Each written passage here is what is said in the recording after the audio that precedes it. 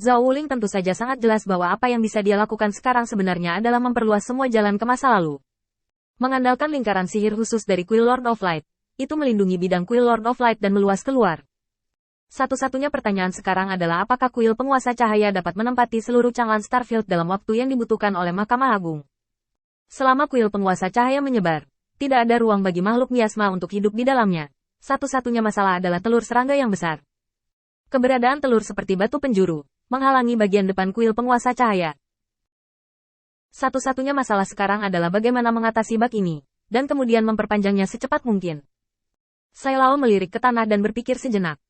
Sebenarnya, saya pikir mungkin tidak sesederhana itu bagi Lord Light untuk membiarkan kami menyiapkan awan dan tanah.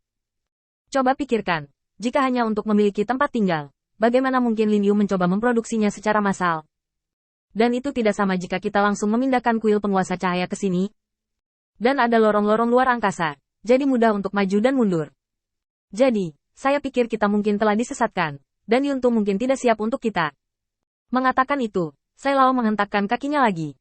Kamu harus mencuri hal-hal baik di bawah ini. Jangan biarkan orang luar tahu. Jika kamu punya sesuatu, tolong hubungi aku sesegera mungkin, dan aku akan membantumu menemukan jalan. Zhao Wuling tersenyum. Itu alami. Dengan sumber daya terpenting untuk membangun kuil di bawah kakinya, Zhao Wuling sekarang cukup sombong. Kekuatan tempurnya ditentukan sesuai dengan peralatan kuil yang bisa dipinjam. Semakin banyak kuil dan semakin tinggi levelnya, semakin kuat kekuatan tempurnya. Jika dia bisa menempati setengah dari pengaruh wilayah bintang Changlan, Zhao Wuling akan dengan senang hati terus mengirim salam ke tempat-tempat kosong di sisi lain. Adapun konsekuensinya, itu hanya menghabiskan sebagian dari kekuatan keyakinan, yang tidak signifikan. Setelah keduanya diam-diam bernegosiasi, mereka pergi.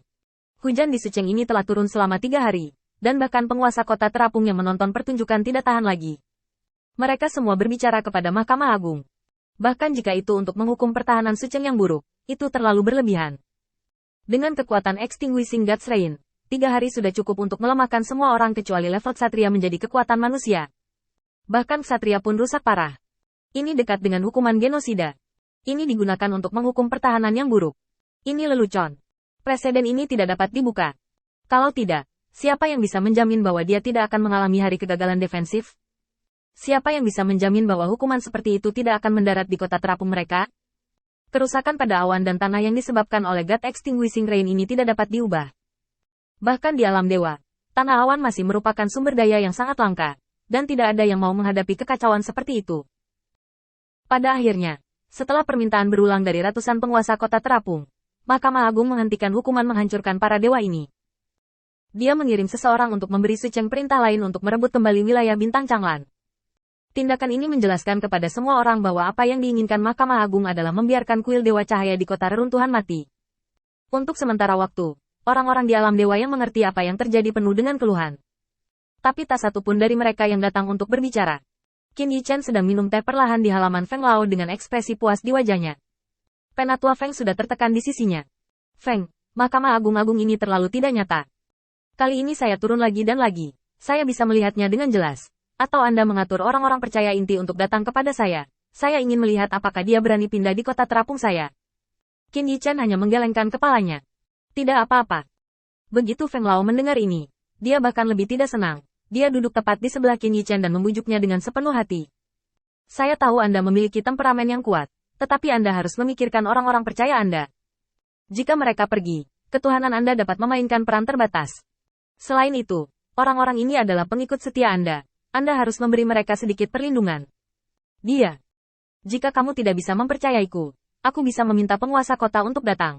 Dan kami bersumpah untuk menarik taruhan. Selama aku melanggar kata-kataku hari ini dan melakukan sesuatu yang salah kepada orang-orang percaya di kuil Holy Lord, kamu bisa mengambil kepalaku. Qin Yichen melambaikan tangannya lagi dan lagi. Jangan, Tuan Feng, Anda salah paham. Sekarang pengikut saya baik-baik saja, dan tidak ada yang perlu dikhawatirkan. Ketika Qin Yichen pergi, Tuan Sai memberitahu Qin Yichen tentang penghancuran hujan ilahi. Dan ketika dia sibuk mengirim semua orang pergi, dia tidak lupa memberitahu Qin Yichen. Dengan cara ini, Qin Yichen bisa datang ke sini dengan tenang. Setelah pemeriksaan silang dengan Tuan Feng, Qin Yichen menemukan hal yang sangat menarik. Yaitu daftar yang dia kirimkan semuanya sesuai dengan peraturan para dewa. Dan bahkan karena Qin Yichen bertanggung jawab atas kota reruntuhan, dia khusus ingin mengabadikannya. Sumber daya dibelah dua. Memikirkan situasi Sucheng sebelumnya, Saya khawatir pemujaan ini selalu terutang, kan? Setelah saya membayar kali ini, saya tidak perlu membayar lagi selama 3 tahun. Penemuan ini membuat Qin Yichen tiba-tiba mengerti bahwa hal ini tidak seperti yang dia harapkan. Itu ditujukan padanya, tetapi itu membuka pintu belakang yang tak terhitung jumlahnya untuknya. Melihat lebih dalam, memang Mahkamah Agung sedang bergelut dengan urusan ibadah, dan sebagian orang diam-diam mengurangi lemparan ini. Ini adalah niat baik. Tapi sekarang Qin Yichen tidak tahu identitas pihak lain. Yang terpenting adalah pengorbanan yang telah dikurangi masih di luar jangkauan kuil penguasa cahaya saat ini. Qin Yichen tidak terburu-buru sekarang, karena dia tahu bahwa akan ada sumber daya, hanya masalah waktu. Karena hujan penghancur dewa telah berhenti, aku akan kembali dulu.